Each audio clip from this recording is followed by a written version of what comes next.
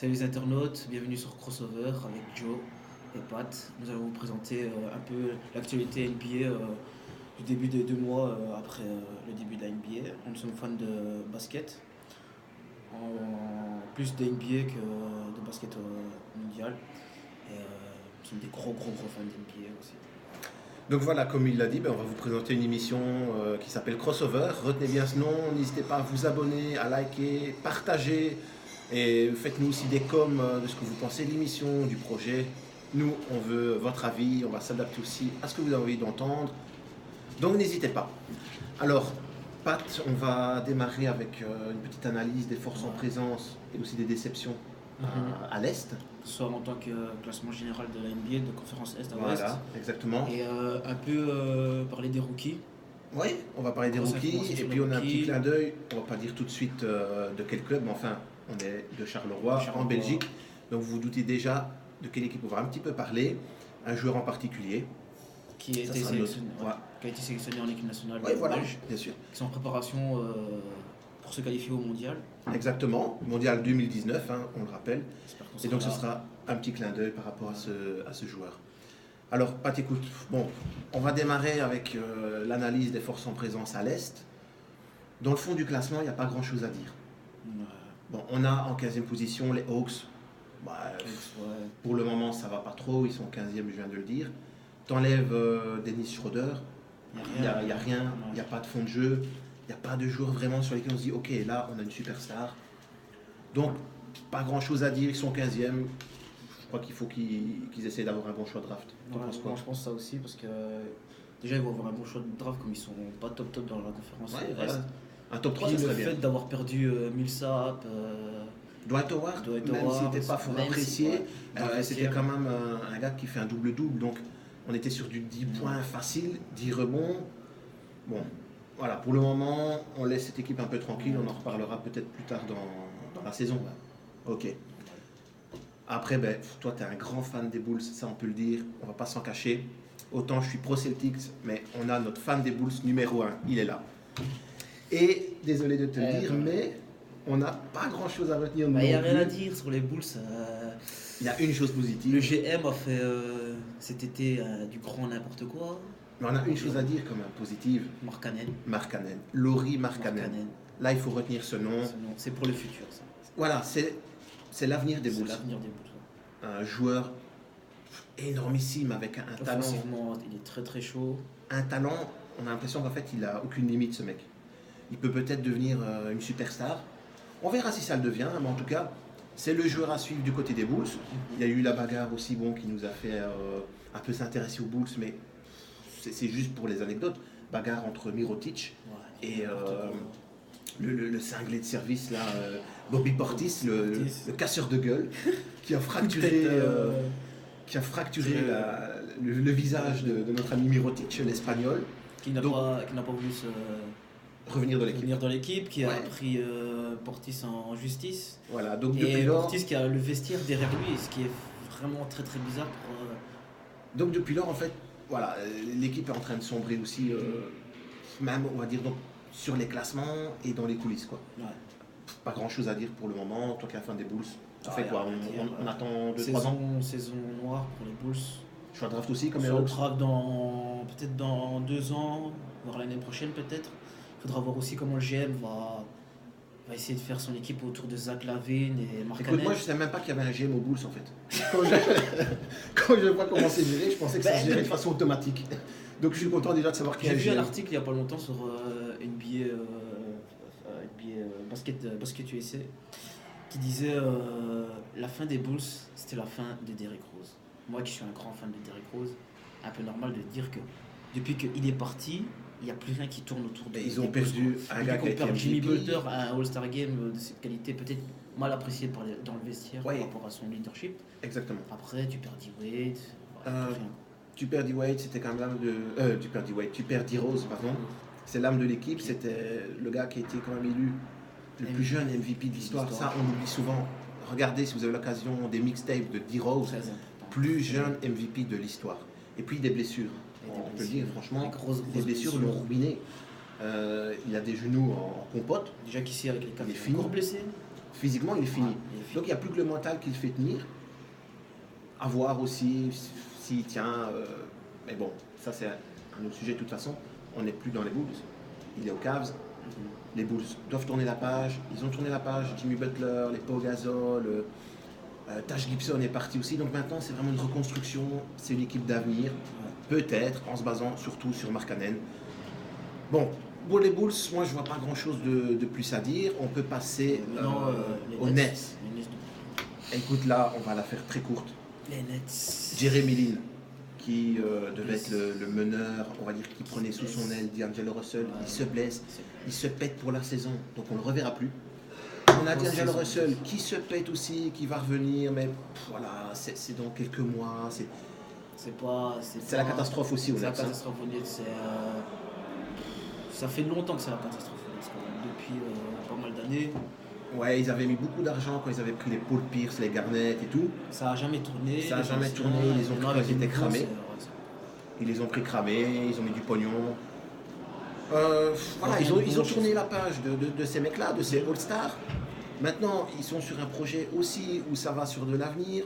Il y a Mikhail Prokhorov donc, qui avait fait aussi savoir qu'il était prêt à vendre ses parts, en tout cas une bonne partie des parts qu'il possède du club. Donc le club va peut-être changer de main, etc. C'est jamais facile. Quand tu changes de proprio, quand c'est une histoire d'argent, les Nets, voilà, ils ont aussi intérêt à finir plutôt bas dans le classement, en fin de saison, aller chercher un choix de draft intéressant, voilà, continuer leur reconstruction. D'Angelo Russell faisait plutôt du bon taf. Je pense qu'il faudra construire tout le D'Angelo Russell pour l'avenir aussi. Oui, il faut d'autres mecs. C'est un joueur qui a cette capacité à marquer des points très importants, à être clutch. Mais psychologiquement, des fois, il est un peu immature. Il est immature. Il est nonchalant aussi. Oui, mais souvent remarqué au niveau des Nets, il a montré déjà des bonnes choses. Donc moi je dis voilà, les Nets, ok, ils sont très bas dans le classement, il n'y a pas grand chose qui tourne. On va aussi faire preuve d'un peu de patience. On reverra d'ici 2-3 ans le temps de choper des tours de draft, de faire peut-être un trade ou deux bien sentis. C'est pas forcément leur spécialité de faire des trades bien sentis. Mais voilà, laissons-leur le bénéfice du doute. De toute façon, il n'y a rien à espérer pour les fans des Nets cette saison, même pas de play-off en vue, c'est le meilleur. Par contre, maintenant, Pat, on va parler du Magic. Là, il y a eu un gros Magic, ouais, tu dis gros Magic. Ok. Début de saison. Gros démarrage. Gros démarrage avec Gordon, Vucevic. Des stats, alors, on va parler un peu des stats maintenant des joueurs. On a un Vucevic à 17 points. Parfait. 7,5 rebonds. Voilà, c'est pas le plus gros des rebondeurs NBA, mais enfin c'est solide, c'est pas mal. On a Evan Fournier, le français, donc qu'on adore d'ailleurs. Evan Fournier, gros talent. Aussi. Gros scoreur, 19 points. Et puis, complémentaire aux autres joueurs, 3 rebonds, 3 passes. 3 assists. C'est très bien. On a Aaron Gordon, qui fait un petit peu figure de franchise player ou co-franchise player avec Nikola Vucevic. Ouais. Gros scoreur aussi, hein. On est quand même sur du 17 points. Gros rebounder par contre. 8 rebonds. Un athlète hors norme. Dunker de fou. Un joueur à qui tu peux confier le ballon, il va aller t'attaquer l'anneau. La petite passe qui va bien. Le combat au rebond. Joueur d'avenir. Mais cette équipe nous a fait rêver en début de saison. Mais après, c'est écroulé. Peut-être trop de pression vu au début de saison avec. Ouais, mais au début de saison, justement, c'est ça que je te disais, ils étaient dans le top 3 à l'Est. Top 3. Ils étaient derrière Boston. Peut-être ils étaient même premiers à un moment. Au tout début de saison, quand Boston premiers, a perdu ses 2 games, ils ont perdu 2 matchs, je crois, les Celtics au début.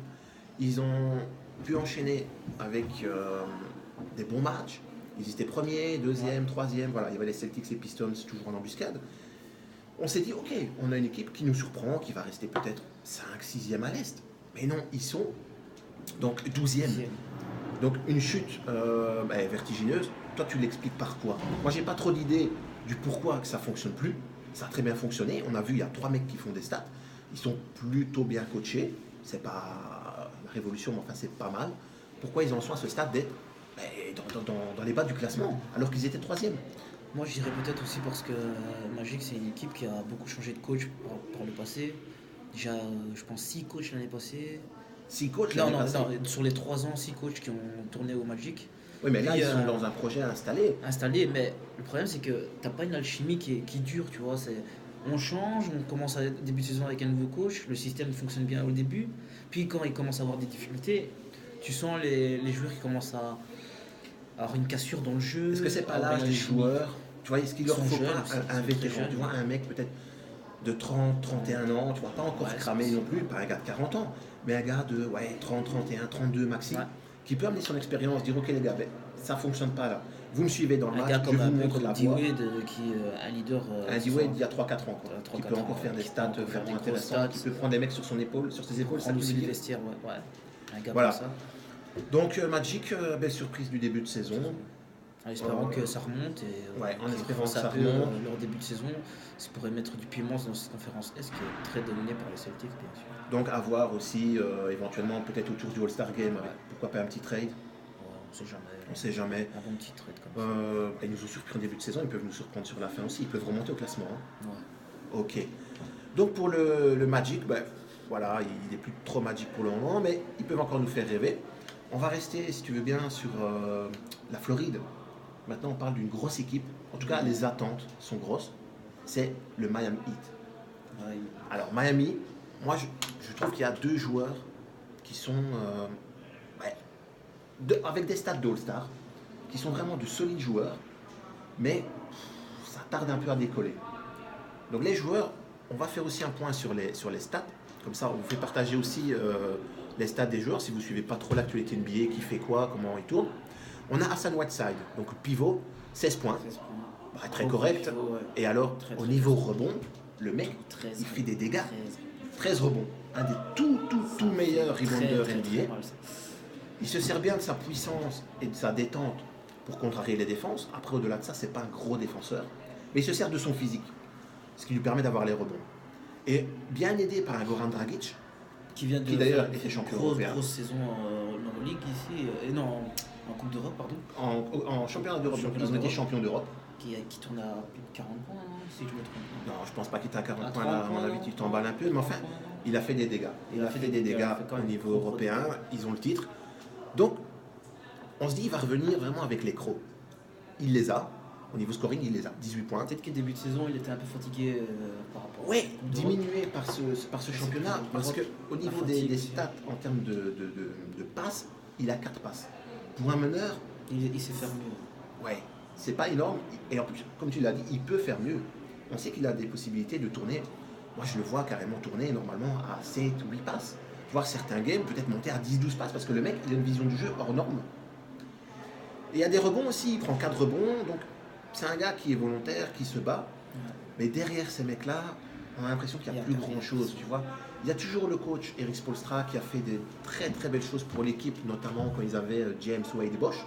Il arrivait à canaliser ces stars-là, les pousser et tout. C'était un coach qui mettait des schémas défensifs en place. Je retrouve plus cette petite patte d'Eric Spoelstra quand je vois le hit. Ah, mais ça, c'est d'office, tu peux plus retrouver le même système que quand il y avait James et D-Wade, parce que c'est des gars qui savaient lire le jeu sur le terrain à Miami. Tu C'est vois. sûr, c'est T'as mieux pas que ce même, Justice Winslow, mais enfin, Ah ouais, ça, c'est sûr. il a fait quand même du bon boulot aussi. Ouais, ça, c'est sûr. Moi, j'attends plus de ce gars-là aussi, d'être vraiment le lieutenant de Whiteside et de Dragic. Le Heat, si on voit leur classement actuel, donc ils sont 11e. Tu penses quoi? Ils ont moyen d'aller chercher une place en playoff ou pas? On rappellera vite que l'année passée, ils avaient très mal démarré. Ouais, je pense pas. Mais au moment du All-Star, jusqu'à la fin de saison, ils ont cassé des gueules.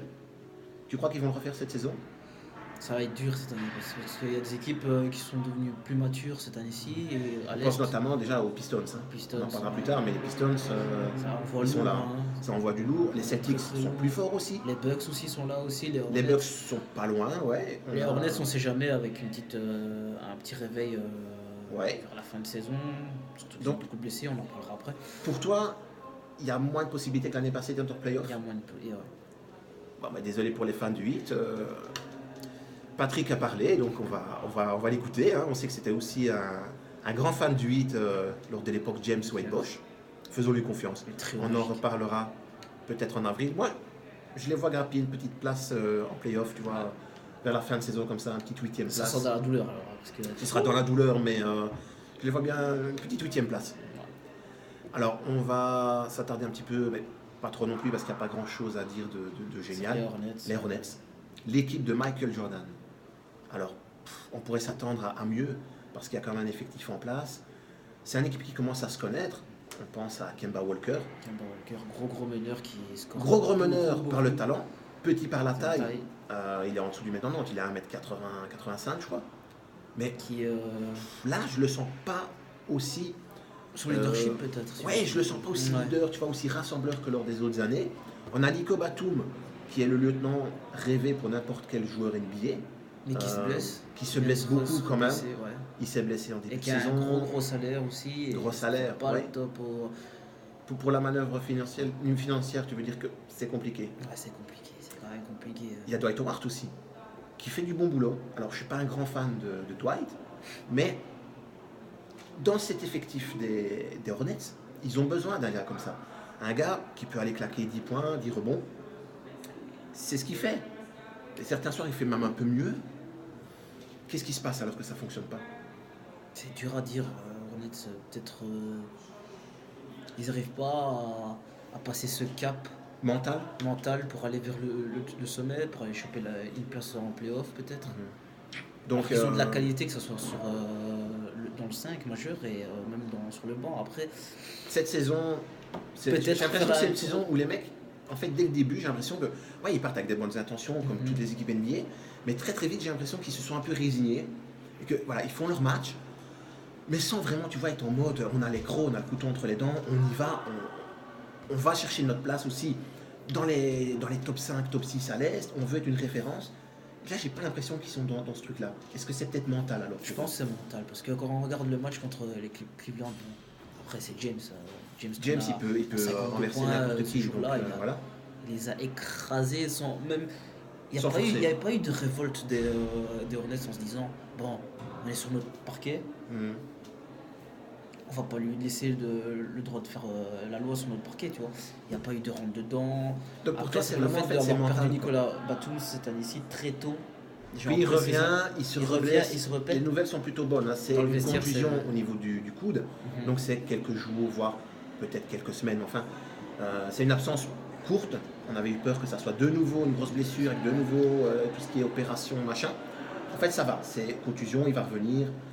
Peut-être que son retour coïncidera avec un réveil. Moi, j'y crois pas trop. Je pense que mentalement, voilà, c'est plutôt moyen là-bas et c'est récurrent. Je pense qu'Kemba Walker doit passer un cap aussi. Il doit franchir un cap, il doit devenir un gars. Et se dire que lui aussi peut devenir un gars leader.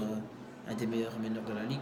Ouais. Il a la capacité de devenir leader. Il a la capacité, on sait qu'il nous ça régale. Passera par lui. Le retour des Hornets au premier plan, ça passera par lui, ça c'est sûr. Voilà. Ben, je pense qu'au niveau Hornets, on a dit un peu ce qu'on avait à dire sur cette équipe. Donc, on le rappelle, 10e au classement, pas loin des playoffs. Voilà, donc il suffit d'une petite étincelle. Elle peut venir de Nico à son retour. Elle peut peut-être aussi se faire via Dwight.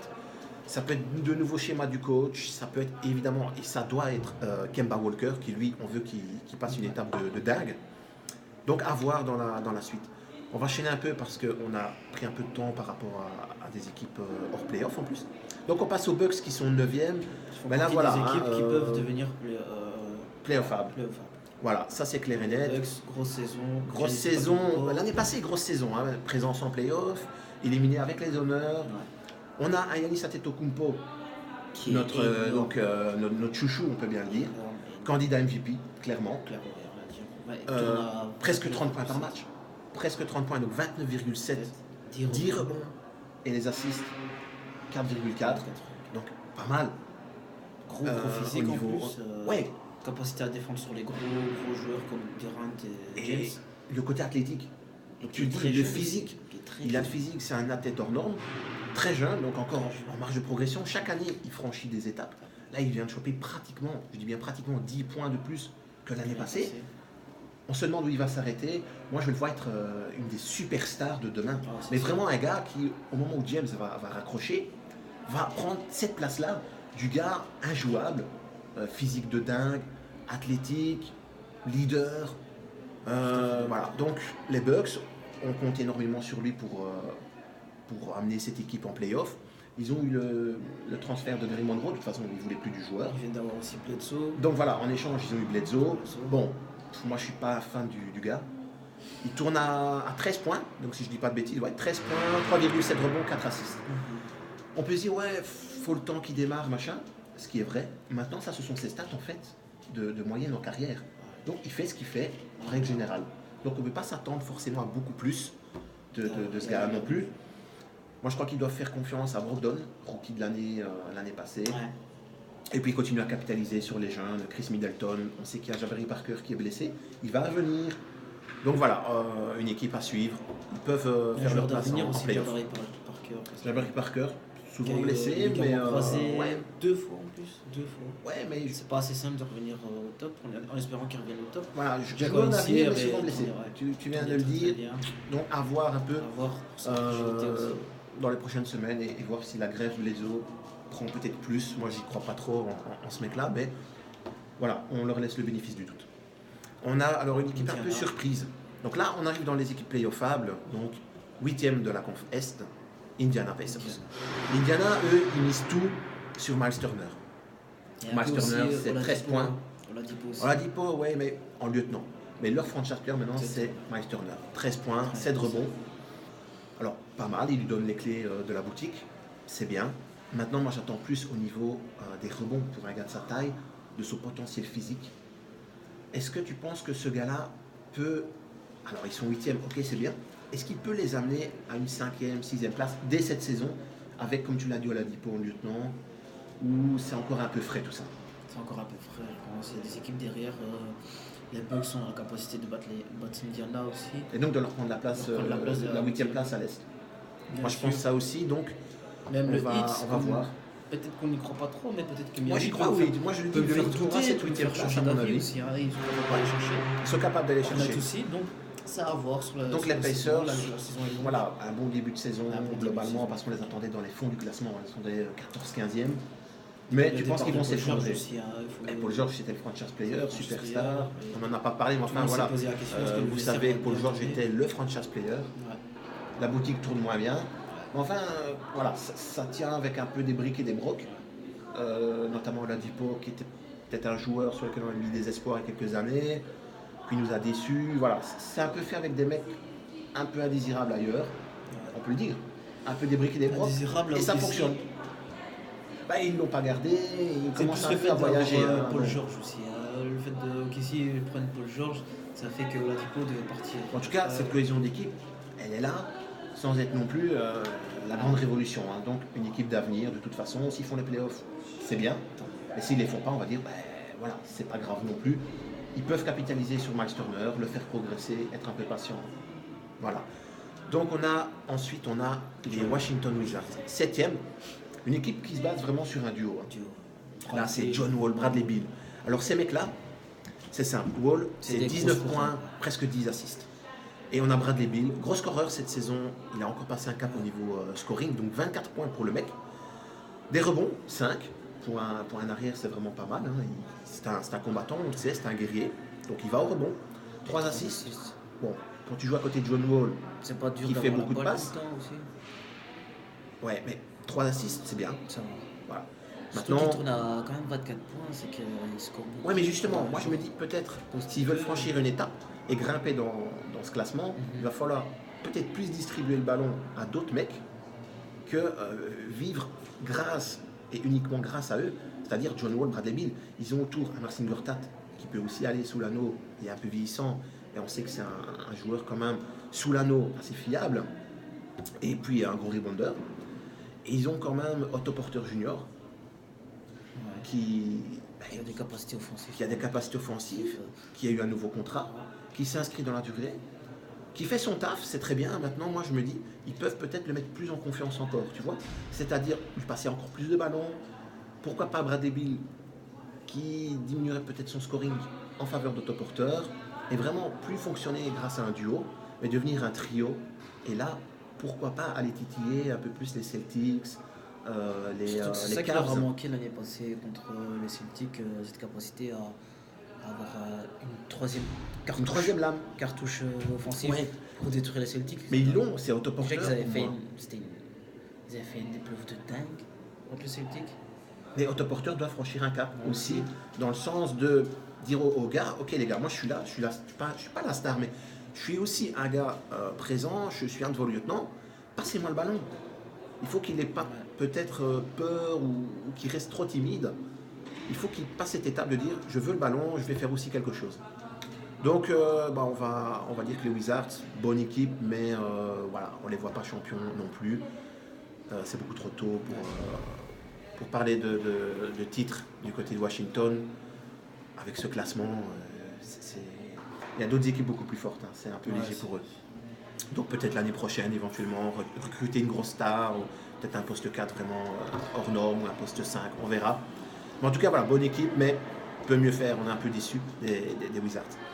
Alors, super surprise, hein, là, magnifique. On ne s'attendait pas à ce talent de la part des Sixers. C'est énorme. Parle-nous un peu des Sixers. Moi, je sais que tu as beaucoup de... Ouais, déjà, Joe Embiid, gros ailier, un grand rebondeur. Il a énormément de talent. On compare à Hakim Olajuwon par rapport à on le compare souvent à origines Hakim. africaines. Et, désolé, je suis un peu occupé parce qu'on a perdu nos petites notes. Cette capacité à faire du trash talk aussi. Après, on a Ben Simmons. Alors Ben Simmons, rookie de l'année déjà. Rookie de l'année. S'il ne se blesse pas, c'est le rookie de l'année. Rookie de l'année. Des stats complètement dingues. Validé par ses pairs, que ce soit LeBron James, Kevin Durant. Kevin Durant, ouais, il avait fait aussi des super propos par rapport à Ben Simmons. C'était du jamais vu. Ouais. Et dans tout ce qui est rookie cette année-ci, il est leader dans tout. Que ce soit il a 18 points, 18-19 points. Il tourne à... En assist, il tourne à 7 assists. 9 rebonds. Bon, il est partout. Il est énormissime. Il compense énormément la perte de Markelle Fultz. De jeu déjà. Pour sa taille, il joue en meneur de jeu. Ça, il va évoluer sûrement sur un poste délié au retour de Fultz. Hein. Donc on vient de le dire, voilà, Markelle Fultz, premier choix de draft, il est absent. Ouais. On peut s'attendre quand même à, dans l'avenir, voir Ben Simmons évoluer en poste 3-4. Déjà, ouais, il peut jouer en poste 3-4 aussi. Voilà. Donc c'est peut-être pour l'avenir une rotation autour de ce poste 1 entre Ben Simmons et Mark Fultz. C'est peut-être, comme tu as dit, jouer en poste 3-4. Et là, je veux dire, les portes sont grandes ouvertes pour les Sixers. Hein. Avec ce trio, Fultz, qui normalement devra confirmer quand même sa première place à la draft, gros talent à l'université. Ben Simmons, un animal. Et Joel Embiid qui nous régale, qui peut en 20 minutes te coller 20 points, prendre 10 rebonds, quoi. Donc vraiment, avec ce trio... Derrière ça, tu as des joueurs. Robert Covington, par exemple. DJ Redick aussi qui est pas mal. DJ Redick, le vétéran qui amène ses petits tirs, qui amène son expérience de ses années NBA. Donc ça fonctionne, quoi. En gros, ça fonctionne très très bien, Philadelphie. Ça fait plaisir de revoir cette équipe au top quand même. Depuis Iverson, il nous a pu régaler. Là, on a de quoi espérer avec les Sixers. Voilà, on va dire ça comme ça. On espère beaucoup des Sixers. Là aussi, l'avenir est à eux largement. Ça peut être une équipe d'avenir et peut-être créer une legacy d'ici 5 à 6 ans avec peut-être une finale à la clé. Ouais, on s'emballe un peu là, évidemment, bien sûr, ça c'est à voir dans la durée. Mais vaut mieux s'emballer pour cette équipe-là. Il faut s'emballer pour cette équipe. Tu vois les propos de Joe Embiid qui se dit non, mon rêve c'est de devenir comme Duncan, de devenir comme Kobe, avoir cette bonne carrière. Tu sens que le joueur il est prêt à. Mais il faut s'emballer maintenant, il faut aussi rester un peu réaliste. Embiid est souvent blessé, cette saison ça va. Il tourne à 30 minutes par match. Ouais, mais il va grimper. S'il se sent bien, si le physique lâche pas, c'est un gars qui va tourner à 35-38 minutes. Là, il va faire encore plus de dégâts au niveau scoring, au niveau rebond. C'est un bon passeur en plus, hein, donc il peut aussi continuer là-dedans. Donc voilà, grosse équipe des Sixers. N'hésitez pas à les suivre dans leur match. Vous ne serez pas déçus. N'hésitez pas à les suivre aussi sur Twitter, Joel Embiid. Joel Embiid qui nous régale avec des propos de dingue, notamment sur le père Ball. Qui nous déçoit rarement en termes de conneries. Donc, on a dit que c'était une surprise des Sixers, on en a une autre. Les New York Knicks. Alors, ils se sont séparés de Carmelo. On s'est dit, ok, ils se séparent de Carmelo, c'est l'équipe de Porzingis, mais il va falloir du temps. En fin de compte, pas tant que ça. Déjà là, leur classement, c'est plutôt pas mal. Donc, 5e. Très bon classement. Très bon classement. Porzingis a pris le leadership. Alors, Porzingis, vite fait, un point sur les stats. Fais-nous vite un petit point. 27 points de moyenne, 7 rebonds. Voilà. Parfait. Au rebond, il peut faire un peu plus. Hein. Il peut faire un peu plus. Un gars de 2m21, moi j'attends un truc comme 9-10 rebonds. Ouais. C'est pas un grand guerrier, on le sait. Il n'est pas joué des coups dans la peinture. Pas non plus physiquement. Il n'est pas physiquement encore. Comme un Dwight Howard au rebond, tu vois. Heureusement qu'il n'est pas comme Dwight Howard parce qu'il a d'autres qualités que Dwight. Forcément, il est énorme. Critiquer Dwight. parle peut-être d'un futur Dirk Nowitzki. Voilà, c'est ça que j'allais te dire. On n'est pas sur un physique à la Dwight, on est plus sur un physique à la Dirk, avec aussi des fondamentaux qui sont déjà bien présents. Le tir à la Dirk. En fait, il a beaucoup de similarités avec Dirk Nowitzki, mais un Dirk Nowitzki peut-être encore plus fort. Porzingis est peut-être encore plus fort que Dirk si on les prend au même âge. Mais on sent qu'il y a cette patte offensive du football de l'Est, tu vois. Ça veut dire que ça sent le basket. Il est fluide dans son mouvement. Il est fluide. Moi, je sens qu'il peut même dépasser Dirk Nowitzki dans. Non, on va pas s'attaquer à Dirk. Ça, c'est mon chouchou. Après, Dirk, on peut pas s'attaquer à Dirk. Il vient de dépasser Hakim Olajuwon dans le top scoring. Voilà. C'est énorme. Dirk, c'est la légende et on a que des bonnes choses à dire sur lui. Donc, Kristaps, malgré tout, même s'il a un nom à coucher dehors, il faut quand même reconnaître un talent énorme et de leader. Moi, j'ai juste envie de toucher vite un petit mot comme ça. On va la faire court parce que la vidéo commence à prendre pas mal d'ampleur et on n'a pas encore parlé de la conférence Est, donc on a du lourd derrière. Mais Nelly Kina, un petit salut aussi à notre Français.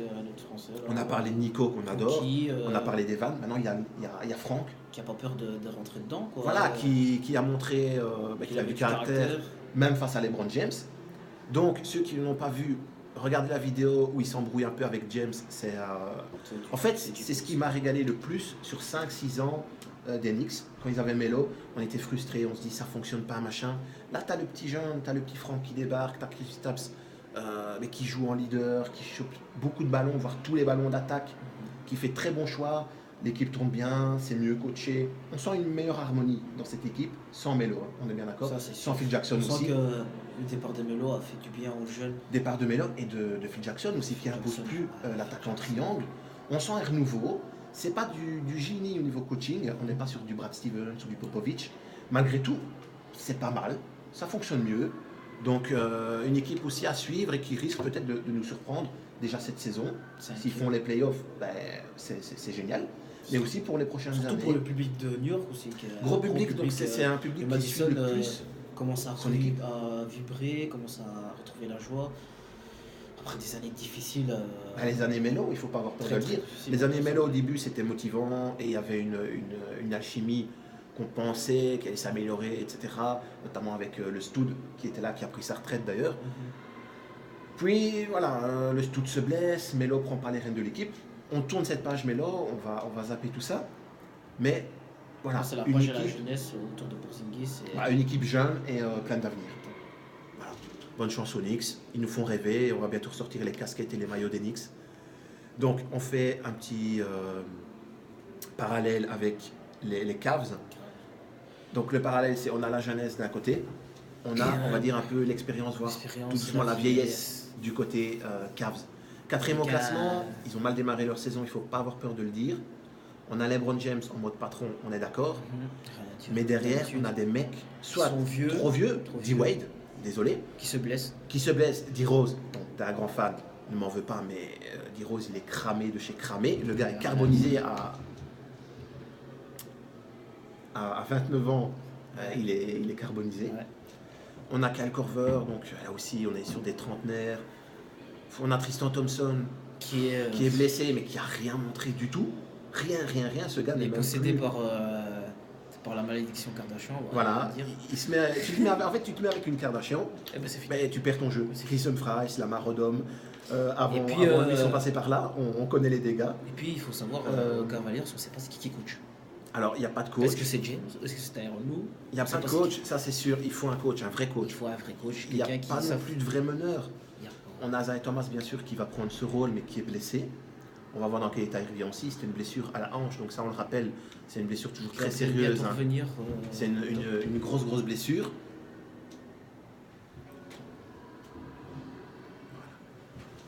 Donc on le dit, grosse blessure pour Isaiah Thomas, blessure à la hanche, c'est du sérieux, ça prend du temps de revenir. On ne sait pas s'il sera à 100%. Ils ont fait confiance à D-Rose, qui se blesse. Bon, c'est un peu toujours le même scénario qui se répète avec lui. Il y a José Calderon, mais le gars, il approche des 40 ans, il est fini. Il n'a plus de jambes. Il n'a plus de jambes, il n'a pas de physique, je veux dire, c'est pas un potentiel athlétique. Donc il fait ce qu'il peut, il comble des brèches depuis quelques matchs.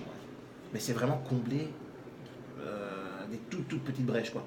C'est LeBron qui joue meneur, c'est LeBron qui joue arrière, c'est LeBron qui joue ailier fort, qui joue pivot. la LeBron dépendance. Moi, je pense que cette saison, ça ne sera pas suffisant. S'ils n'ont pas un J.R. Smith et Iman Shumpert, Shumpert d'ailleurs qui aussi est blessé. C'est vraiment dur d'aller chercher les Warriors. Les Warriors, je vais même aller avant ça. Avant Toi, de penser aux Warriors, pensons aux Celtics. Ils seront en playoff, bien sûr, ils seront en playoff. Mais face aux Celtics, le collectif des Celtics, l'ingéniosité du coach, ça va donner une claque, voire une double claque à Tyronn Lue. Il va comprendre ce que c'est un vrai coach. Et pour LeBron, moi je pense que oui, il peut porter son équipe, mais pas face aux Celtics.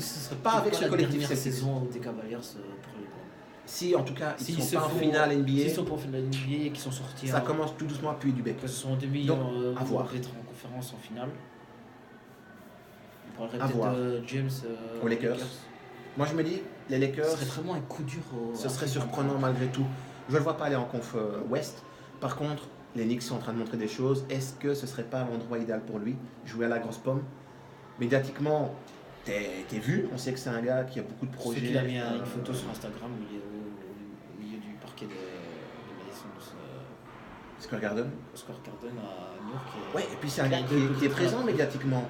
Au Knicks, t'es visible. C'est une marque. Donc, pourquoi pas à voir, on verra dans la durée de l'été 2018. Ça y est, le feuilleton Paul George, qu'on suivra de toute façon avec vous. Faites vivre la chaîne et on continuera nos émissions. Et donc, on pourra vous en parler à ce moment-là si notre émission existe toujours. Donc, à vous de nous porter chance. Maintenant, on va parler donc du trio de tête. Toronto. Alors, Toronto, ils sont 3e. Moi, je les vois descendre énormément à un moment donné dans la saison. C'est un peu le même souci que Washington. Washington qui tourne autour d'un duo. Voilà, là on a Kyle Lowry qui en plus fait des stats moins bonnes. Ouais. On va faire un petit point sur ses stats. Lowry c'est 14 points. Bon, pas mal, mais il peut mieux faire. 7 assists. Et 5 rebonds. Voilà, 5 rebonds. Les rebonds c'est pas mal pour un meneur de sa taille. Pour lui, c'est pas mal du tout. Maintenant les passes, en fait le problème c'est ça. 7 passes, oui, mais beaucoup de passes pour DeRozan. DeRozan qui tourne à 25 points. Donc meilleur scoreur de son équipe, un des gros scoreurs de la ligue. Ouais. Kyle Lowry cette saison, il est moins performant, on le sent moins en forme. Il revient de blessure aussi. Il revient de blessure, il y a le poids des années aussi qui commence à s'accumuler. Moi je aussi d'avoir peut-être... je sais pas s'il a re-signé à Toronto. Oui, il a re-signé parce qu'il était dans des rumeurs notamment pour les Spurs, etc. On parlait de lui aux Rockets. Ça a pris beaucoup de temps. Ça a pris beaucoup d'énergie, je pense aussi au mec. Ça a dû prendre psychologiquement et donc ici... Ouais, il a l'air un peu fatigué, quoi. Il a l'air un peu de revenir aux affaires. Un peu ailleurs. Peut-être qu'il regrette son choix, j'en sais rien. Ce serait bizarre quand même de regretter son choix. Ouais, à voir aussi donc, dans le temps. Voilà. On n'a pas grand-chose à dire de plus. Hein. Il faut être patient. Le coach qui n'est pas non plus un génie du coaching. On ne fait pas non plus Tyronn Lue, mais enfin, à voir. C'est mieux que Tyronn Lue. Ouais, mais c'est pas beaucoup mieux. Donc à voir dans le temps aussi. Ouais. Moi, je les vois finir de justesse sur des places 7-8, 5, faire les playoffs, mais tout juste. Quoi. Alors, numéro 2, on a une belle surprise, les Detroit Pistons, qui ont changé de salle, ils ne sont plus au Palace d'Auburn Hills, mais ça leur réussit plutôt bien en fait. On a André Drummond retrouvé avec un très bon niveau, à 13 points, 15 rebonds, 15 rebonds magnifiques. Il ne joue plus du tout comme l'année passée, où il avait un peu ce frein à main, on se dit mais qu'est-ce qu'il fait? Il est un peu en dessous de son niveau. Cette saison, il a retrouvé son niveau. On sait qu'il a été opéré des sinus. Il l'a dit lui-même, ça m'empêchait vraiment de jouer à 100%. Toi, tu penses que c'est vraiment dû à ça ou c'est peut-être une sorte de cap mental qui a été passé par André Drummond? Je pense que c'est plus un cap mental passé par André Drummond parce que déjà, il est déjà mieux au lancer franc. Beaucoup mieux, donc il était catastrophique là, il met ses lancers. Et puis je pense que certains cadres de l'équipe lui ont cassé à la tête en lui disant tu dois prendre les rênes du leadership. Ouais. Parce qu'à Piston c'est quand même le joueur qui peut les faire monter, leur faire passer un cap en fait. Un cap au-dessus. On pense aussi évidemment dans ce bon début de saison, je vais y arriver, à Tobias Harris. Tobias Harris, 18 points, donc il fait le taf, 5 rebonds. Et voilà, Tobias Harris, un joueur aussi cadre de cette équipe. Donc ça fonctionne vraiment très bien. C'est bien coaché. On a Van Gundy qui, je trouve, est plus inspiré, a l'air globalement de meilleure humeur aussi, même dans ses interviews d'après-match et tout ça. Il casse moins ses joueurs. On sait que par le passé, il a eu des soucis à ce niveau-là. Il n'hésitait pas parfois à critiquer ses joueurs. Là, il les critique beaucoup moins. Ça se passe extrêmement bien. Et donc, on a des Pistons en embuscade derrière. Alors là, excusez-nous, mais là, c'est respect total pour les Boston Celtics. Mon équipe, ça c'est my team, on le sait. Et je vous en parlerai très souvent. C'est l'équipe qui me fait rêver. C'est une grosse. Alors, qu'est-ce qu'on peut dire des Celtics? Déjà, Kyrie Irving, énorme. Un énorme Kyrie Irving qui a demandé son transfert. On se demande un peu pourquoi. On comprend pourquoi. On comprend pourquoi. Le coaching. Brad Stevens. L'ingéniosité du mec. Le mec, c'est... Brad Stevens, c'est le coach de l'année, en fait. On a déjà le coach de l'année. Qui va pouvoir le contrarier sur ce, je pense personne. Sur ce titre-là? Déjà l'année passée, il avait fait du travail extraordinaire. Là, ils ont en fait, j'ai l'impression qu'ils ont assumé leur rôle de grosse franchise. 16 victoires d'affilée. Hein. Ils ont fait une très très très longue série de victoires. 16 victoires d'affilée avec la blessure de Gordon Hayward. Hayward qui devait être le franchise player avec quand même Kyrie Irving. Hein. Ils allaient partager les responsabilités. Il se blesse pour toute la saison. On se dit là, c'est très compliqué. Non, derrière, il y a un collectif de fous. Jason Tatum. On va parler justement un peu de ces mecs-là. Qui arrivent et qui rentrent dans ce on va lâcher justement des stats. On a des stats sur ces mecs.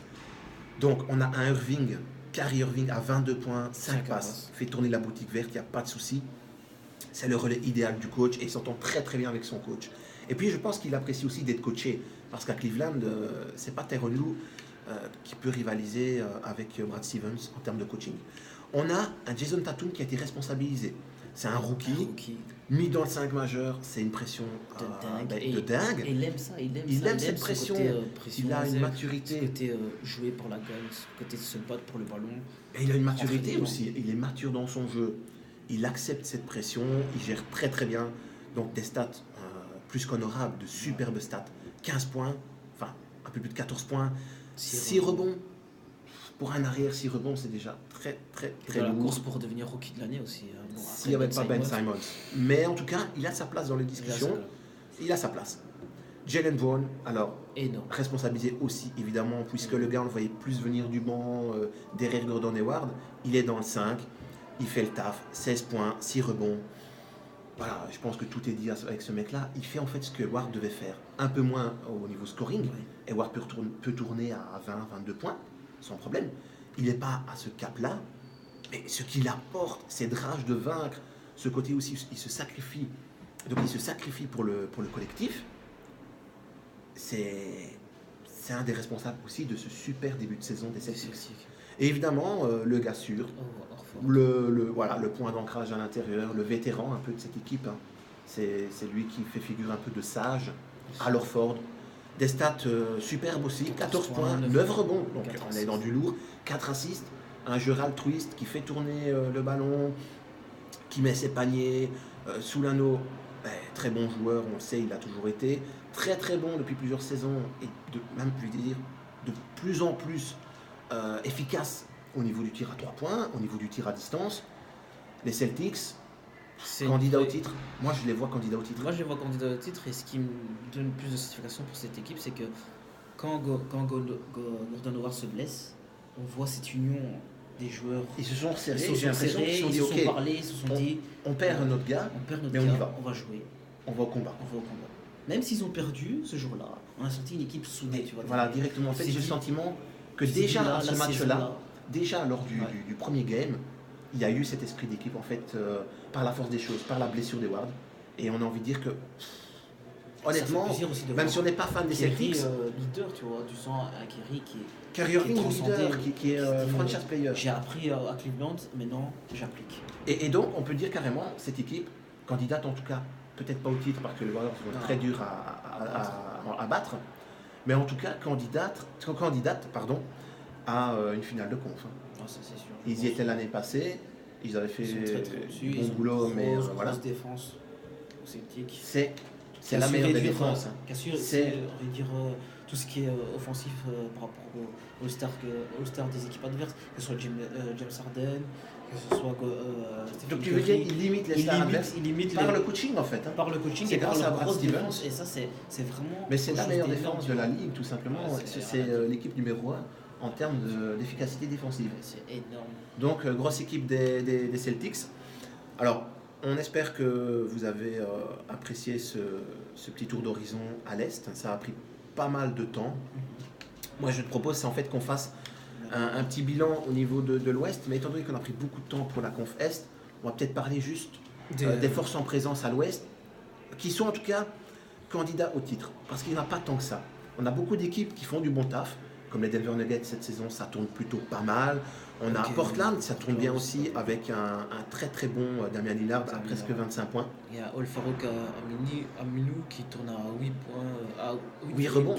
Au rebond. Ouais. Donc, et on peut parler aussi de San Antonio. San Antonio, sans Tony Parker, sans Kawhi, en fait, qui est dans la course. On est habitué à San Antonio avec... Maintenant, on a l'impression que San Antonio, ils vont tous les ans être en finale. On les voit tous les ans faire des finales de conf ou candidat au titre. C'est une équipe sur la longueur, elle est constante. Ils font des playoffs de toute façon tous les ans. Donc maintenant, la question, c'est la Marcus Aldridge. Est-ce qu'il va prendre enfin ce leadership qu'il aurait dû prendre? Je pense qu'il n'a pas à le prendre parce qu'il y a Kawhi Leonard. Moi, je pense qu'il devrait. Il s'efface derrière Kawhi. Même quand Kawhi est blessé, alors il fait du bon taf. Mieux que l'année passée, on le sent mieux dans ses baskets. Maintenant, l'équipe, elle va tourner autour de Kawhi. Dès qu'il va revenir, ça va être le franchise player. Il va leur faire passer un cap. En cas de blessure Mais Aldridge, cette saison, le leadership, tu vois. Cette saison, au niveau des stats, il tourne à 22 points. Bon, c'est pas mal, c'est même bien. Il est un peu plus de 8 rebonds. Donc, moi, je vais dire, si on se satisfait de ça, s'il continue à faire ça, c'est très bien. C'est ce qu'on attend de lui aussi. Maintenant, on n'attend pas moins, même après le retour de Kawhi Leonard, on n'attend pas qu'Aldridge commence à faire la gueule. On l'a vu souvent être de mauvaise humeur, de râler un peu parce qu'il n'avait pas des ballons d'attaque, etc., notamment des ballons décisifs. Là, on se dit, ok, il n'y a pas Kawhi, il fait ces stats-là. Ce sont des très bonnes stats. Maintenant, moi, je veux le voir continuer à faire ces stats-là, même avec Kawhi Leonard présent. Donc ça, c'est à voir. Surtout que Popovic a eu une grande discussion pendant cet été. Oui, justement pour le responsabiliser et le mettre en confiance. Donc tout est fait. Tout est fait pour qu'il réussisse. Oui, tout est mis en place pour le mettre le lieutenant idéal. Le lieutenant idéal de Kawhi, ou peut-être même le joueur qui a... Non, le leader, ça, je suis certain que ça ne doit pas être lui. Ça doit être Kawhi, ça doit rester Kawhi. Ça, j'en démords pas. Kawhi Leonard, c'est le franchise player. Il n'y a pas de doute là-dessus. Maintenant, en dehors des Spurs, donc on a Minnesota qui, bon, on a dit on va parler des candidats à l'Ouest parce qu'on a beaucoup d'équipes qui font du bon taf, mais on sait que derrière les Warriors et les Rockets, il reste peu de place. Il y a peut-être une petite place pour les Wolves, donc les Loups de Minnesota qui font du très bon boulot. Du 11-7 cette saison. Voilà, 11 victoires, 7 défaites. Avec un Karl Anthony Towns. Un bon résultat. Qui est pour moi un des joueurs d'avenir de la NBA. En tout cas, sur le poste comme ça, poste 4-5, un peu à la Tim Duncan, avec des fondamentaux énormes, et un peu discret.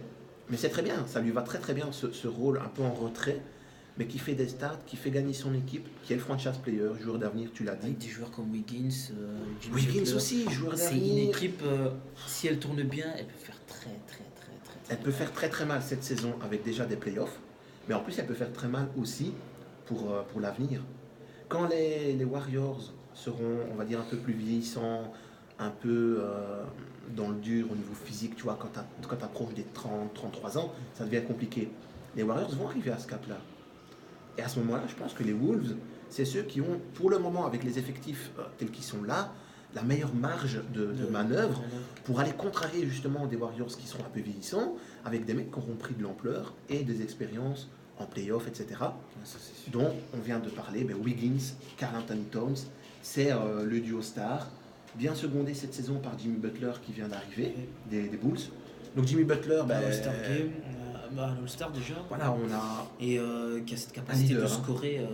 Et un leader. Un leader, oui. Vocal. Après, le leader... vocalement, il motive sa troupe. Il motive, mais aux Bulls, on lui avait... reproché d'être trop dans le... Oui, mais bon, les Bulls, c'était un peu les baby Bulls. Donc, tu peux pas trop les bousculer, il arrive dans un vestiaire, tu peux pas dire grand-chose. Ici, il arrive dans un vestiaire où il y a de la qualité. Il y a aussi le coach. T'as des on n'en a pas parlé.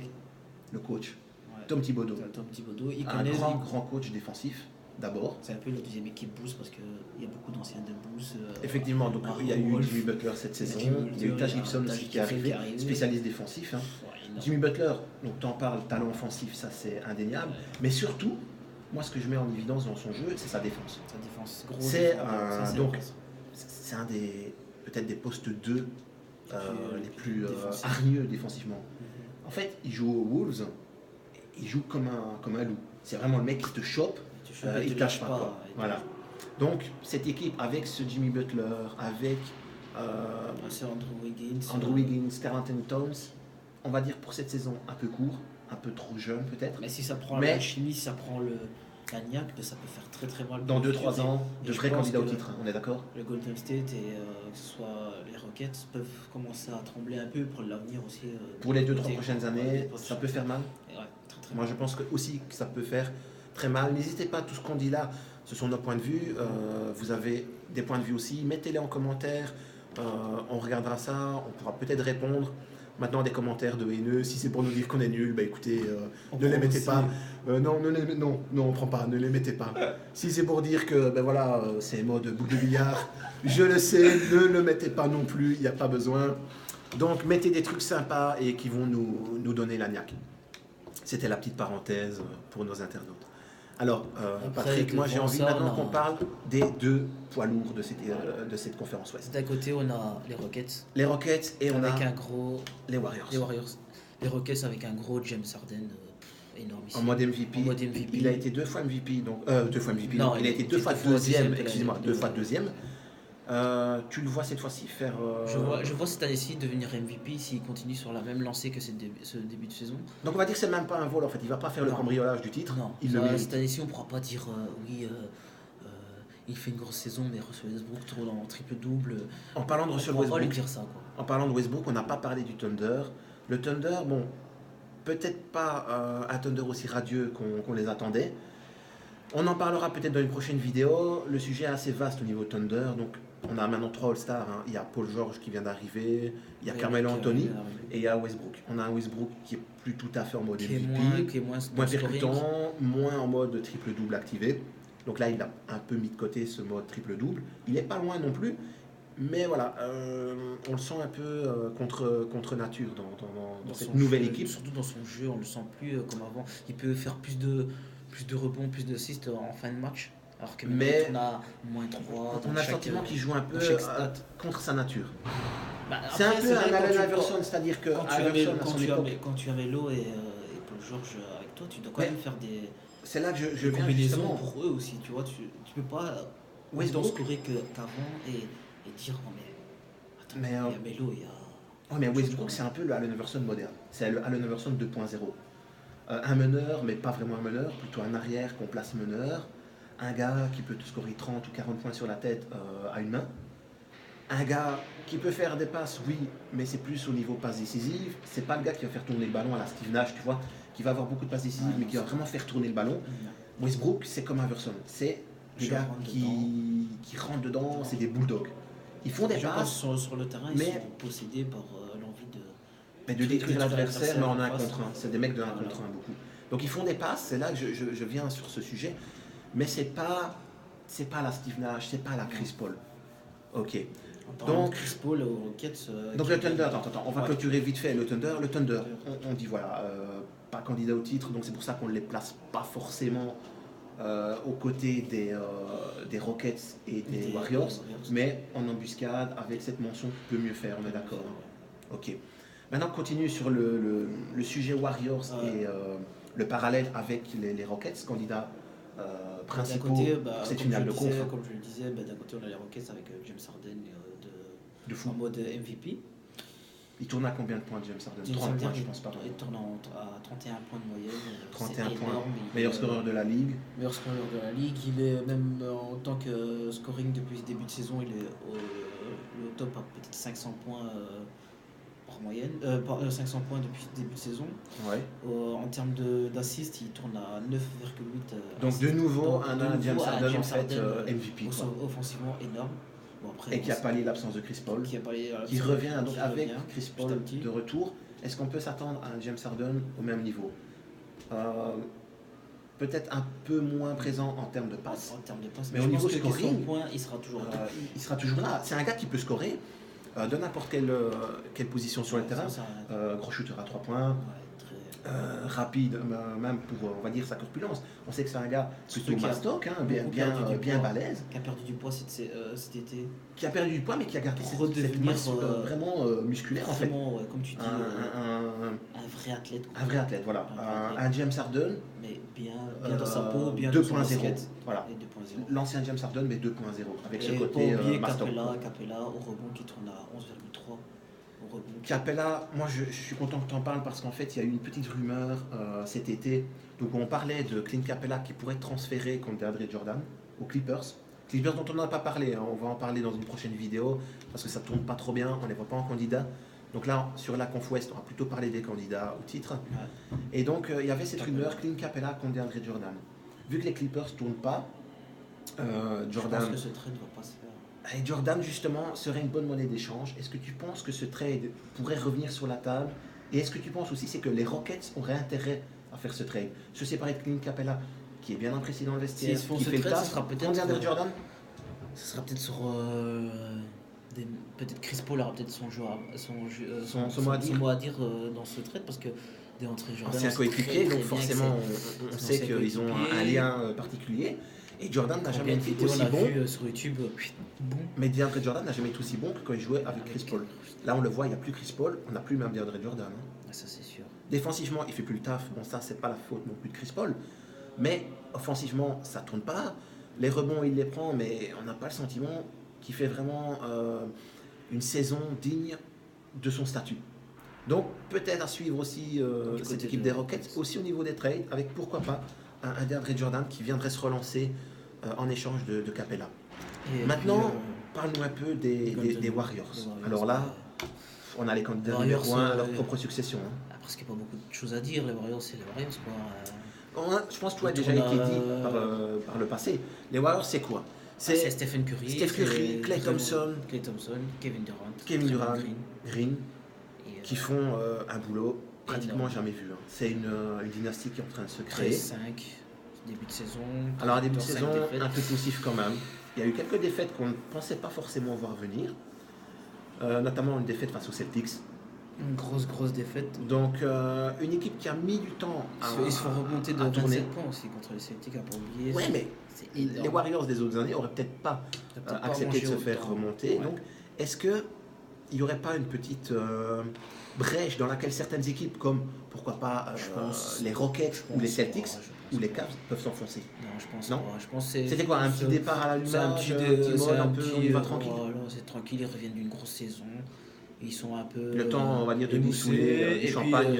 Dès que ça va partir, ça va... Patrick, c'est ça, c'est le temps de dissouler du champagne de la cérémonie. Steve Kerr ne peut pas admettre qu'une équipe comme les Warriors commence à balbutier sur ses lauriers. Donc, non, je pense pour toi, c'est l'équipe, on va dire, candidate vraiment... Elle sera en finale, c'est sûr. En finale, bon, moi je pense aussi qu'ils seront en finale. Maintenant, pour toi, c'est une équipe candidate au titre, oui, toujours. Mais toujours avec ce côté domination. Ou alors tu penses que des équipes, peut-être avec les Spurs, avec un Kawhi Leonard... Moi je pense que les équipes à l'Ouest qui peuvent les titiller, c'est les Rockets. Et San Antonio, parce que San Antonio, on sait que l'année passée, sans Kawhi, avec Kawhi, le Game 1, il a été violent, quoi. On sentait qu'il avait cet impact défensif contre les Warriors. On parle des Spurs. Moi, je pense quand même qu'au niveau, par exemple, d'une finale à l'Ouest, on pourrait avoir cette finale, en fait, avec les Spurs, ou éventuellement les Rockets. Les Rockets, une des deux équipes. Mais tu penses que les Warriors pourraient être vraiment en difficulté? Je pense qu'ils pourraient être en difficulté contre ces deux équipes-là. Après... ils ont tellement de marge offensive dans leur jeu, les Warriors, et cette expérience des matchs décisifs, cette capacité à tuer l'adversaire. Kevin Durant. Au moins il faut. Kevin Durant. On n'en a pas beaucoup parlé, mais... Grand exemple de l'année passée avec ses 2 tirs clutch en finale de Kevin Durant, toi tu le vois candidat MVP? Je pense que c'est même On n'a pas encore fait en fait cette partie candidat MVP. On la fera dans une prochaine émission. Je pense que pour KD, le titre d'MVP n'est pas une obsession en soi pour lui. Il l'a déjà eu, donc ça, donc on le sait, il a déjà été MVP. Est-ce qu'il doit encore viser ça? Ou alors, dans ce collectif Warriors, l'intérêt n'est plus d'être MVP, n'est plus d'être dans des récompenses individuelles, c'est la bague de champion et rien que ça. Je pense que l'intérêt des Warriors, pour cette saison qui arrive, c'est de faire le back-to-back. C'est de marquer leur empreinte dans la NBA en se disant on a été champion, on veut redevenir champion. Un peu faire comme les Bulls des années 90. Une dynastie. Une dynastie. Voilà, moi c'est ça que je pense aussi. C'est ça. Donc c'est une équipe qui peut créer vraiment en fait une dynastie sur 7-8 ans. Voire. Ouais, mais non, ils ont déjà commencé il y a 4-5 ans. Oui, mais je veux dire, quelque une chose. grosse dynastie, mais ça peut être une équipe sur 10 ans. Toi, gagner et mettre les autres équipes à terre, quoi. Est-ce que tu penses, après on va stopper au niveau des bilans, même pour l'Ouest, on va parler un peu des rookies, mais est-ce que tu penses, le dernier mot par rapport à cette équipe des Warriors, que si on a un remake, encore une fois, de cette finale Cavs face aux Warriors, est-ce que LeBron James, au niveau auquel il est, donc niveau MVP, peut renverser ce collectif hyper bien huilé, où on a le meilleur défenseur de l'année, Draymond Green, on a un gros scoreur avec Kevin Durant, mais très polyvalent, qui défend. On a un Klay Thompson qui peut encore prendre feu, même s'il est un peu en retrait cette saison. On a un Steph Curry en gestionnaire, en fait en bon père de famille, quoi. Le mec, il met ses points, il fait des passes, esprit d'équipe, leadership, machin. Est-ce que James seul peut les renverser? Non, je pense pas. Voilà, moi je pense pas non plus. Donc, je pense pas non plus parce que comme tu l'as dit, ça va être trop d'un côté tu as une équipe vieillissante avec de l'expérience, mais t'as pas ce côté équipe, je m'esquive pour un tel joueur. Tu vois. En fait, t'as LeBron James et c'est tout. C'est ça qu'on a comme impression avec les Cavs. T'as Stephen Curry qui peut scorer, t'as Kevin Durant qui peut scorer, t'as Klay Thompson qui peut scorer. Et tous ces joueurs en gros, ils ont cette capacité à se dire bon, j'ai la balle, je viens de scorer, c'est à toi de scorer. Donc en gros, pour toi, les Warriors, face aux Cavs, ça fera pas un pli. Face aux Celtics, il y a du collectif aux Celtics. Maintenant, c'est un peu jeune, il n'y a pas Gordon Hayward. Là, tu vois peut-être une rivalité plus intéressante en finale. Ouais. Donc c'est la finale qu'on doit espérer en fait en tant que spectateur, en tant que fan de basket.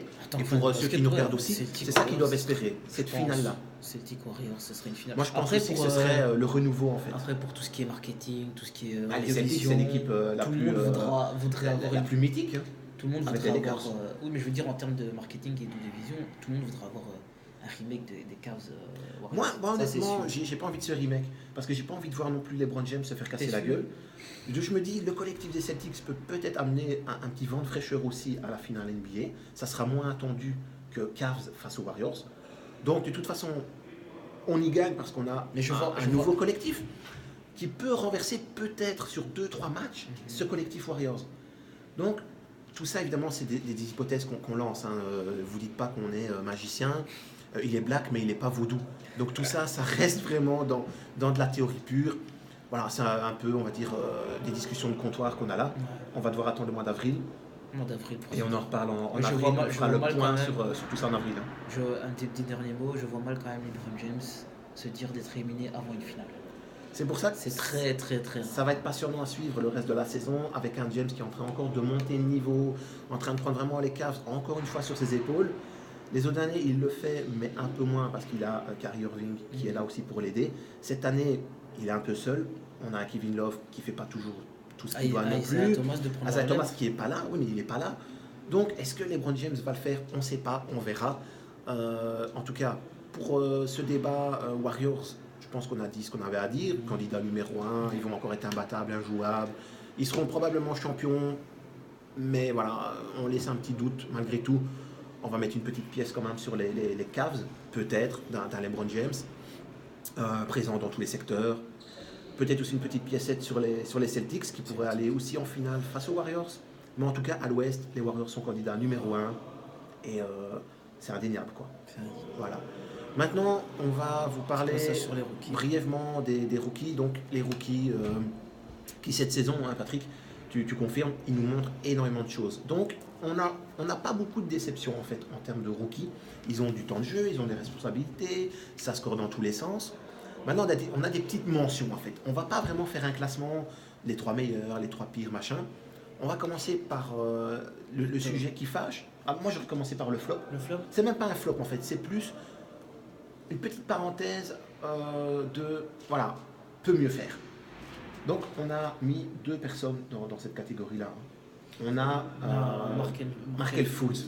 Alors lui, c'est pas vraiment sur le jeu parce qu'on n'a pas vu grand-chose, t'es d'accord hein. Il se blesse très très tôt, donc blessure à l'épaule, longue convalescence, etc. Maintenant, Markel Fultz, moi je le mets dans cette catégorie peut mieux faire parce qu'il n'a pas très bien géré sa blessure. Ouais. Au lieu de dire voilà les gars, je suis blessé, j'ai mal à l'épaule, ça va pas le faire. Le mec il joue blessé, donc il peut s'aggraver sa blessure et ça nous prive en fait on va dire quoi, d'un grand joueur. Déjà, toi tu as des doutes. Je sais que tu as quelques doutes sur ce gars-là. Moi j'ai des doutes parce que moi j'en ai pas trop. Je sens pas que c'est un joueur qui a envie de casser la baraque. Moi je n'ai pas cette impression. Je suis pas d'accord avec toi. À l'université c'était un gros joueur, un gros talent. Mais déjà quand tu regardes présentation des rookies, tu m'avais dit voilà, il a pas le ballon en c'est Lonzo Ball qui a la balle. Et ça t'a choqué? Ça m'a choqué parce que je me suis dit il est quand même numéro 1 de draft. C'est un numéro 1 de draft. C'est à lui que ça redevient la balle, tu vois. Maintenant Lonzo Ball c'est aussi le phénomène médiatique. Quand même de toute façon, c'est bien que tu parles de. C'est bien que tu parles de Lonzo Ball. Parce qu'au niveau donc, des joueurs qui peuvent mieux faire, justement, moi j'incorpore absolument Lonzo Ball. Alors je sais qu'il y a beaucoup de fans des Lakers. Hein. On a pas mal de personnes qui sont dingues de cette équipe. C'est une équipe qui a du potentiel. On n'en a pas parlé dans notre classement de l'Ouest.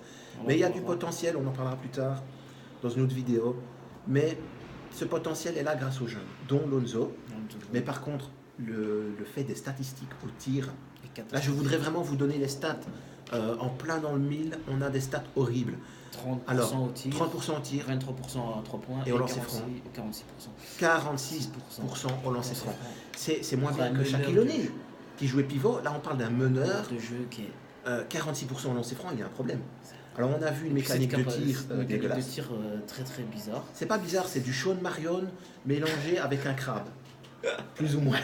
Donc on n'est pas sur une mécanique de tir dégueulasse, on est sur du archi dégueulasse. Ceux qui ont un peu oublié Sean Marion, tapez ses vidéos, regardez un peu.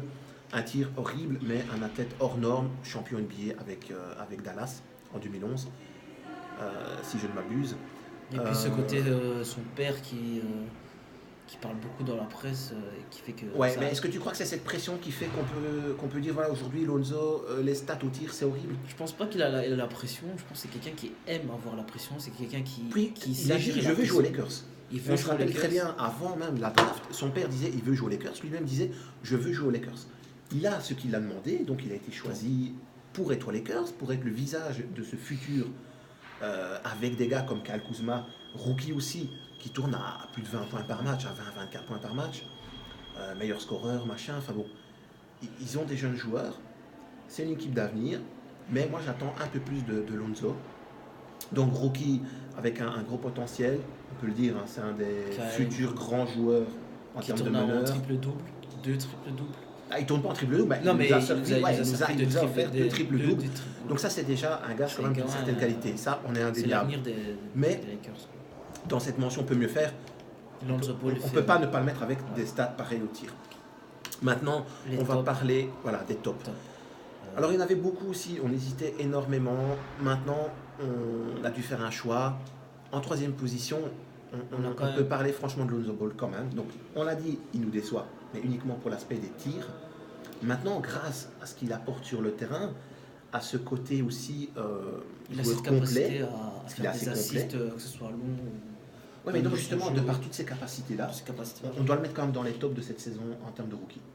Donc là aussi, on peut faire un petit point sur les stats. Donc c'est 9 points. Donc voilà, c'est pas non plus énormissime. Il peut faire mieux. Maintenant, on l'a dit, des stats au tir horribles. Ce qui fait que forcément, 9 points, c'est son plafond pour le moment. 7 rebonds, 7 assists. C'est du propre. Hein. 7 rebonds, c'est très très bien pour un meneur, pour un rookie en plus. Un rookie de son âge déjà, pour faire 9 points, 7 rebonds, 7 assists, c'est énorme. C'est presque un triple-double. Après, à la place de Lonzo Ball, j'aurais quand même mis Dennis Smith Jr. de Dallas. Voilà, donc on avait des désaccords. L'équipe de Dallas est pas top. top en ce moment. Lonzo, C'est pour pas le un moment, joueur, moi je vois Lonzo devant Dennis Smith Jr. Pourquoi? Parce que Lonzo, il arrive quand même avec un collectif bien huilé à être dans cette position de faire les playoffs. Ils sont sur les 6, 7e positions à l'ouest. C'est du solide. Dallas est dernier. Dennis Smith, il fait des stats, il score. Maintenant, il peut prendre les rênes de l'équipe un petit peu plus que ce qu'il fait. Alors on sait, il y a Dirk Nowitzki, mais bon, qui est en train de tout doucement prendre la porte de sortie. Il y a Harrison Barnes, qui est plus un lieutenant qu'un franchise player, même si Dallas nous a servi à plusieurs moments que c'était lui qui allait devenir le franchise player. On n'y croit pas trop à Harrison Barnes. Donc Dennis Smith Jr., moi je dis c'est très très très bien. Et je le mets dans une mention, voilà. Mention que le mec il fait le taf. Mais il peut mieux faire encore. Donc Lonzo, on va dire c'est notre numéro 3 dans cette catégorie des rookies en top. Alors en numéro 2, alors là on a déjà du très lourd. Hein. Jason on a Tatum. Jason Tatum. 14 points. Arrière des Boston Celtics. Arrière. On en a parlé tout à l'heure quand on a fait nos analyses d'équipe. Grande responsabilité au Celtic. Voilà, donc tout ça, c'est ce qu'on vous a dit tout à l'heure. Donc on se répète en fait sur le joueur. C'est ce qu'il avait amené, donc ce qu'il a apporté. Ben, on vous le redit, 14 points, 6 rebonds. Je pense qu'il a été drafté en position 3 d'un draft. C'est un joueur qui... C'est un joueur sur lequel Boston compte tout simplement. Qui confirme tout ce qu'on a dit. Il a du temps de jeu, il a des responsabilités. On lui confie le ballon, il est titulaire. Voilà, s'il n'y avait pas notre numéro 1, ça serait notre rookie de l'année. Mais malheureusement pour lui, heureusement pour nous qui pouvons voir des matchs où on se régale grâce à Ben Simmons. Alors Ben Simmons, ben, je pense que c'est, comme on l'a dit tantôt, du jamais vu. Déjà le rookie de l'année, pour moi, c'est plus ou moins déjà joué, avec des stats de dingue. Donc on rappelle encore les stats, si vous avez oublié ou pas suivi. 18 points, 9 rebonds, 8 assists. C'est presque un triple-double aussi, mais avec un gros scoring. Donc... un meneur de son gabarit aussi, qui joue meneur. C'est du jamais vu pratiquement depuis Magic Johnson, on va dire ça comme ça. Donc très grand, très athlétique, costaud, le gars qui peut aller claquer des dunks les yeux fermés. Et en même temps qui fait des passes, une bonne vision du jeu. Qui parle pas beaucoup, qui est plutôt discret. Alors, c'est un aspect qui plaît aux supporters. Mais est-ce que c'est peut-être pas aussi le fait que le gars, on va le rappeler, hein, il n'est pas américain, il est australien. Donc il a fait aussi sa demande, enfin il n'a pas fait sa demande, il a déclaré qu'il allait jouer pour l'équipe australienne. Donc c'est un gars qui peut-être a cette mentalité un peu différente des Américains, qui parfois sont un peu grande gueule, etc. Lui, voilà, un peu plus cool, plus relax, quoi. Le gars qui se prend pas trop la tête, qui se prend peut-être pas trop au sérieux, un peu comme Joel Embiid, qui lui est plutôt grande gueule. Mais des gars voilà, qui font leur taf, qui prennent leur pied à jouer au basket, qui savourent ce qu'ils vivent et qui nous servent des stats dignes de dingue et dignes des meilleurs, tout simplement. Donc Ben Simmons, c'est notre chouchou pour les rookies jusqu'à présent en tout cas. Hein. Donc ça, on est d'accord, je pense que et après, on a fait, vous aussi vous êtes d'accord avec ça. Qui, à part Ben Simmons, peut prétendre à ce titre? Personne, je pense. Personne à l'heure actuelle. Après, peut-être que... Dans la continuité de la saison, une blessure ou un pétage de plomb, on ne sait pas. Tout peut changer. Tout peut changer. Maintenant, on a aussi quelques petites mentions, là, des mecs qui nous font rêver et qui vont encore progresser. Donc, on les tient à l'œil. N'hésitez pas, vous aussi, à les surveiller de près au niveau statistique, au niveau vidéo, au niveau des matchs aussi. Jetez un œil sur Frank Ntilikina, donc notre petit Frenchie, notre petit chouchou au niveau aussi des rookies. Hein. Bonne mentalité, un physique un peu fluet, mais qui n'hésite pas à rentrer dans le tas, notamment dans les LeBron James. Hein, qui a une bonne vision défensive en phase défensive. Ouais, en fait, très bien défendre. Une très bonne vision du jeu. Hein. Il anticipe très bien ce que l'adversaire va faire et il anticipe aussi par rapport au placement de ses coéquipiers. Ouais. Donc il arrive à les servir dans le beau tempo, à l'endroit préférentiel, notamment pour Porzingis. Il le sert de façon magnifique. Hein. Un joueur qui pour le moment vient du banc. Donc Ntilikina, très jeune, 19 ans. Aussi starter aussi, on parlait des Knicks qui n'avait pas fait trop jouer pendant la pré-saison parce qu'il avait une petite douleur au niveau du genou. Moi je pense pas que c'était dans l'optique de le prendre en disant il va être starter. Je pense qu'il doit apprendre le boulot. Par contre il va devenir starter, on est bien d'accord. Moi j'imagine vers février maximum qu'il aura sa place de starter. Il va la choper, normalement. En tout cas on lui souhaite et il le mérite amplement. Et puis il contribue aussi, on va revenir 2 secondes sur Ntilikina, il contribue aussi évidemment au succès des Knicks. Donc voilà. Du renouveau des Knicks. Du renouveau des Knicks, il est là, il est présent, il fait le taf. grand respect et on lui souhaite le meilleur. On adore déjà ce petit gars. Laurie Markkanen, on peut aussi saluer ses performances aux Bulls, une équipe dont on a parlé, qui est dans le fond du classement. Mais Markkanen, on va dire, sort la tête de l'eau et largement. Oui, il fait ses stats. Il n'a pas de pression particulière. Prochain franchise player des Bulls. Prochaine fois, je pense player des Bulls. Je pense aussi qu'en tout cas, ils doivent capitaliser sur ce gars-là. On pense aussi, voilà, beaucoup d'expérience. C'était une saison sans espoir, peut en fait servir d'expérience. On va aussi parler vite fait de Kuzma, donc Kyle Kuzma, un nom aussi un peu particulier, mais que vous ne tarderez pas à retenir. Meilleur scoreur des Lakers. Donc le gars, je crois que c'est 24 points de moyenne. Sorti un peu de nulle part. 30e de la draft, je pense. Ouais, il n'était même pas attendu. En fait, il est débarqué comme ça. Il a fait une grosse Summer League. Il a pris sa chance, quoi. Voilà, il a fait une grosse Summer League. Il a été pris pour un peu peut-être combler des petites brèches, machin, sans qu'on y croie trop. Et en fait, il fait le taf. Il passe devant des gars comme Julius Randle au niveau des rotations. Il est titulaire. Il fait un très très gros boulot. En fait, c'est lui la révélation au niveau rookie, plus que Lonzo au niveau des Lakers. Mais on a dû mettre Lonzo parce que presque ses triple-doubles de moyenne, 2 triple-doubles de saison font que Lonzo reste notre rookie, on va dire, sur lequel on va miser aux Lakers. Mais donc, beaucoup de respect pour Kuzma et ce qu'il fait. Et puis alors, un petit clin d'œil, voilà.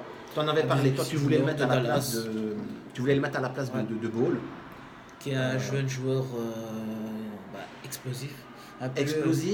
Un peu de ce qui se passait avant avec Derrick Rose, un joueur qui n'a pas peur d'aller au plus cercle. Plus grand que Derrick Rose, peut-être plus athlétique aussi, beaucoup plus athlétique. Hein. Il va te claquer les dunks. Pas oublier que dans ses années universitaires, il s'était méchamment blessé au ligament. Il devait être drafté déjà la saison avant. Est-ce que tu crois que ça peut le freiner déjà maintenant? Enfin, ça freine encore. Ouais. Tu crois qu'il est encore freiné? Non, je pense pas.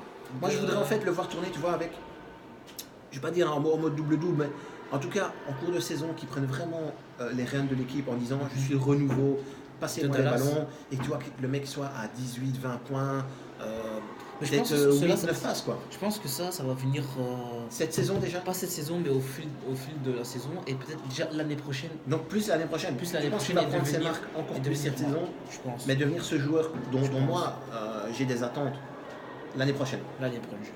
Ok, écoute, on vous donne rendez-vous alors l'année prochaine par rapport à Dennis Smith Jr. Très apprécié par LeBron James. Ouais, très apprécié, qui a eu des propos en disant les Knicks auraient dû le choisir, enfin soit, voilà. Ouais. On vous passe les détails, mais LeBron aurait eu cette préférence par rapport à Frank Ntilikina. Maintenant, on peut aussi le dire, hein, LeBron, il est pote avec Dennis Smith et il le suit depuis le lycée, ce qui a pu influencer aussi cette petite phrase qui était sortie dans les médias. Maintenant, au niveau NBA, on va clôturer et l'émission se termine tout doucement. On va parler de ce qu'il fait localement et de ce qu'il fait localement. Donc nous, on est belges, on est des Carolo, donc on est de Charleroi. Notre accent, à mon avis, nous a trahis, mais c'est pas grave, on l'assume. On va vous parler forcément des, voilà, vous le voyez, les Spirou, et on a le maillot ici qui va bien, le petit maillot belge. En fait, c'est pour rendre un hommage, plus que vraiment une analyse du joueur. C'est un hommage à un joueur des Spirou qui est repris dans cette équipe nationale, les Lions. Donc, on va le prononcer à l'américaine, les Lions, les Belgium Lions.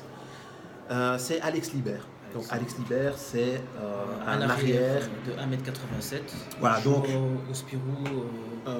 un arrière, je veux dire, dans les proportions moyennes d'un joueur arrière, mais qui peut aussi jouer meneur. On le voit très bien d'ailleurs pouvoir évoluer sur ce poste à l'avenir, pourquoi pas.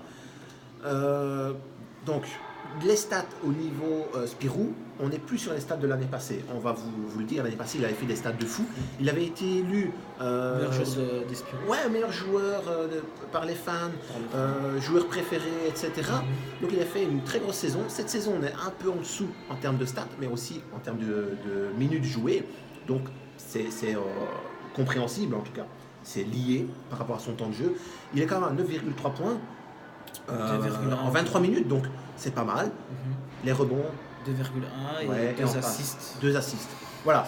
Donc on a dit, il fait des passes, il joue pas meneur, c'est un arrière, mais 2 assists, c'est déjà quand même déjà le signe d'un toucher, quoi. Voilà, donc c'est un gars qui nous régale au niveau Spirou, qu'on suit, qu'on adore de par son accessibilité aussi par rapport aux médias. Qui a été repris en équipe nationale. Voilà, c'est pour ça que le maillot qui va bien, on vous le remontre. Le maillot de l'équipe nationale, soutenez notre équipe nationale. Qui vont essayer de se qualifier pour le mondial. Voilà, on est en plein dans les qualifs, ça va être très très très dur parce qu'on a notamment la France dans le groupe. Donc évidemment, nos amis français, on vous aime bien, mais s'il vous plaît, soyez cool avec, voilà, allez-y en douceur avec notre équipe nationale. On vous aime bien, mais voilà, s'il y a moyen de s'arranger pour y aller de façon soft, laissez-nous nous qualifier. Donc on peut peut-être croire en cette équipe nationale grâce justement à ce joueur, Alex Libert. Moi, je mets énormément d'espoir en lui pour qu'il nous porte. On sait que l'équipe nationale n'aura plus Axel Hervel qui prend sa retraite. Donc c'est un renouveau, c'est une page qui se tourne. Ça va se construire avec des jeunes. Alex Libert est pour moi le joueur idéal sur lequel il faut capitaliser dans l'équipe nationale. Aussi par rapport mais au voilà, avec des matchs qui se font au niveau européen, etc. Mais en tout cas, en termes de joueurs de club ou de joueurs d'équipe nationale, c'est le joueur qu'on voulait sortir dans cette émission. On le sort du lot, on le salue. On salue les Spirou. On a une grosse pensée pour l'équipe nationale. On vous envoie des ondes positives pour que vous... désolé les Français, mais pour que vous bottiez le cul de nos amis français. On y croit moyen par rapport aux Français quand même, parce qu'il y a des stars, il y a de la qualité, mais on sait qu'on les a battus par le passé. Ça peut se reproduire. Donc voilà, un gros soutien à l'équipe nationale, un gros soutien au Spirou de Charleroi. On vous remercie pour votre soutien aussi. N'hésitez pas à liker notre vidéo, à la partager en masse. Faites tourner cette vidéo avec le papy, la mamie, le tonton, les cousins, les potes, votre prof, j'en sais rien. Faites le max, faites des likes, les pouces en l'air, les pouces bleus, allez-y, des petits coms d'encouragement, on en a besoin. On peut déjà dire, Patrick, que ça soit un succès ou un échec, notre émission, donc Crossover, on le rappelle. On a déjà 2 vidéos prévues pour le mois de décembre. Ce sera une vidéo avec des débats peut-être au niveau des MVP, peut-être parler d'équipes de l'Ouest dont on n'a pas trop parlé aujourd'hui parce qu'on était aussi pris par le temps. Ouais. Et une autre vidéo pour parler un peu une autre vidéo du All-Star qui va débuter. Mais avant le All-Star, moi je pense à autre chose avant le All-Star. On va faire un petit débat sur les matchs de Noël. On aura une petite vidéo pour vous aussi au moment de Noël. Donc surveillez bien tout ça avec nos previews des matchs de Noël, nos pronostics, les joueurs à suivre lors de ces rencontres. Et donc n'hésitez pas, likez au maximum, partagez. On va peut-être pouvoir faire un petit truc sympa avec nos vidéos grâce à vous. Donc s'il vous plaît, soutenez-nous. Salutations, Pat. On y croit. Crossover. Et merci à vous. Et n'oubliez pas, Crossover.